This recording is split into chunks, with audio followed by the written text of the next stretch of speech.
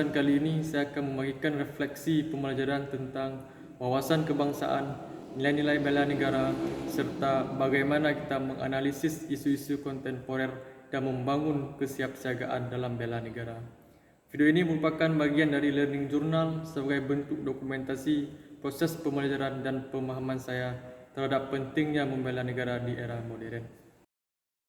Pertama, wawasan kebangsaan dan nilai bela negara. Wawasan kebangsaan menanamkan rasa cinta tanah air, kesadaran akan keberagaman, dan semangat persatuan dalam bingkai Bhinneka Tunggal Ika. Sementara itu, nilai bela negara tidak semata-mata terkait dengan aspek militer, tetapi mencakup peran aktif setiap warga negara dalam menjaga stabilitas, mencegah disintegrasi, serta menolak segala bentuk radikalisme, hoaks, dan intoleransi yang marak di era digital. Dalam konteks kekinian, ancaman terhadap ideologi Pancasila dan persatuan bangsa tidak hanya datang dari luar, tetapi juga dari dalam, seperti penyebaran ujaran kebencian, polarisasi politik, serta kurangnya literasi digital di kalangan masyarakat. Oleh karena itu, nilai bela negara harus diwujudkan melalui sikap kritis, toleran, dan bertanggung jawab di ruang publik, baik secara luring maupun daring. Generasi muda khususnya perlu didorong untuk menjadi agen perubahan yang tidak hanya cakap secara intelektual, tapi juga memiliki integritas kebangsaan dan semangat gotong royong. Baik secara fisik maupun non-fisik, bela negara bukan hanya tugas militer, tapi tanggung jawab seluruh warga negara, termasuk pelajar, mahasiswa, profesional, hingga masyarakat. Yang kedua, analisis isu kontemporer merupakan kajian terhadap permasalahan-permasalahan aktual yang berkembang di tengah masyarakat, yang memiliki dampak signifikan terhadap kehidupan sosial, politik, ekonomi, budaya, hingga lingkungan, seperti perkembangan teknologi dan digitalisasi, isu perubahan iklim dan krisis lingkungan, polarisasi politik dan intoleransi, hingga permasalahan sosial ekonomi.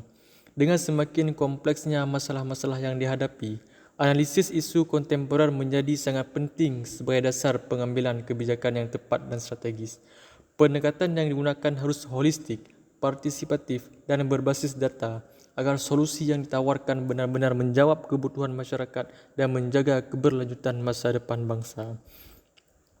Isu-isu ini bukan hanya persoalan keamanan, tapi juga menguji ketahanan ideologi, sosial, dan budaya bangsa. Sebagai generasi muda, kita harus mampu bersikap kritis dan bijak dalam menyikapi setiap isu-isu tersebut, tanpa terprovokasi atau menjadi bagian dari penyebaran disinformasi.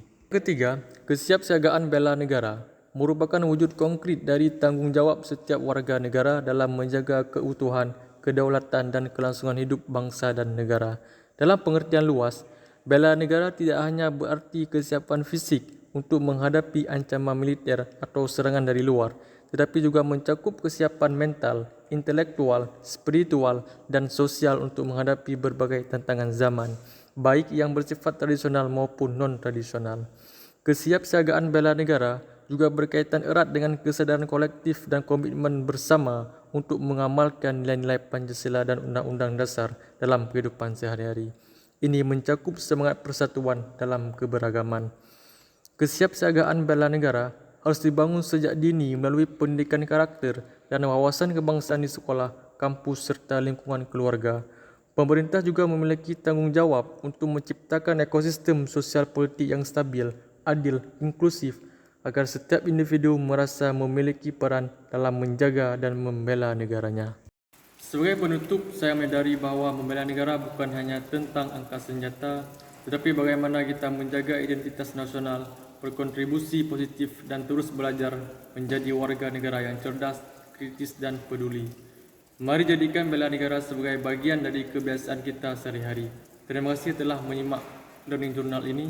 Wassalamualaikum warahmatullahi wabarakatuh.